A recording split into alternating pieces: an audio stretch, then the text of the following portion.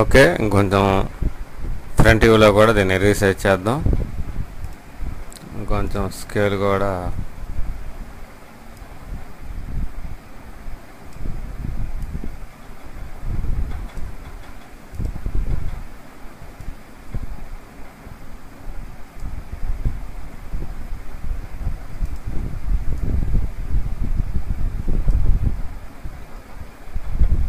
అలాగే ఫ్రంట్ వ్యూలో కూడా దీన్ని అడ్జస్ట్ చేద్దాం.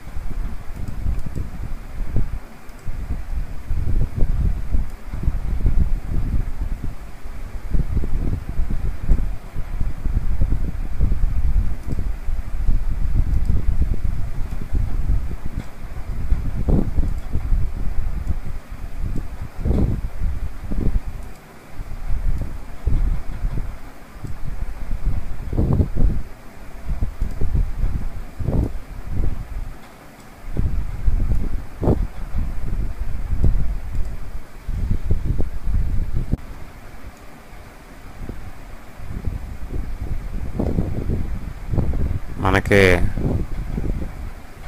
గమనించినట్లయితే ఇక్కడ పర్స్పెక్టివ్లో కరెక్ట్గానే ఉంది. ఇక్కడ మనకి ఇంకో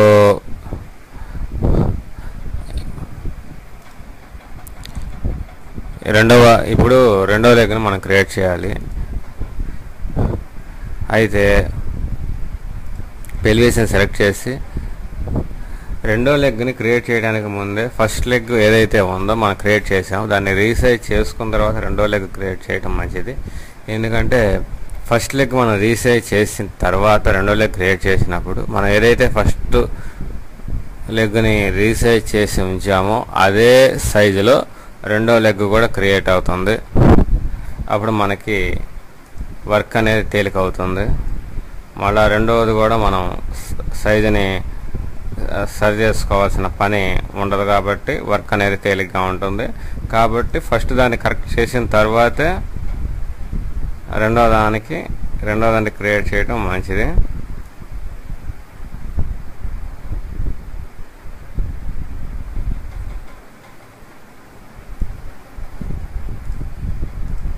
ఇప్పుడు యాడ్ లెగ్ గమనించండి.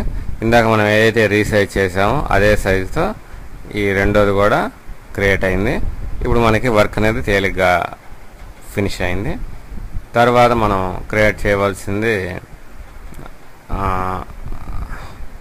Add Spain.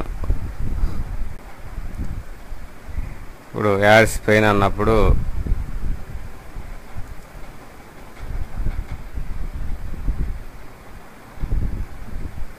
ఇక్కడ మనకి స్పెయిన్ రావడం గమనించవచ్చు. యూని మ్యాక్సిమైజ్ చేద్దాం. ఇక్కడ స్పెయిన్ సెలెక్ట్ చేసి ఉంచి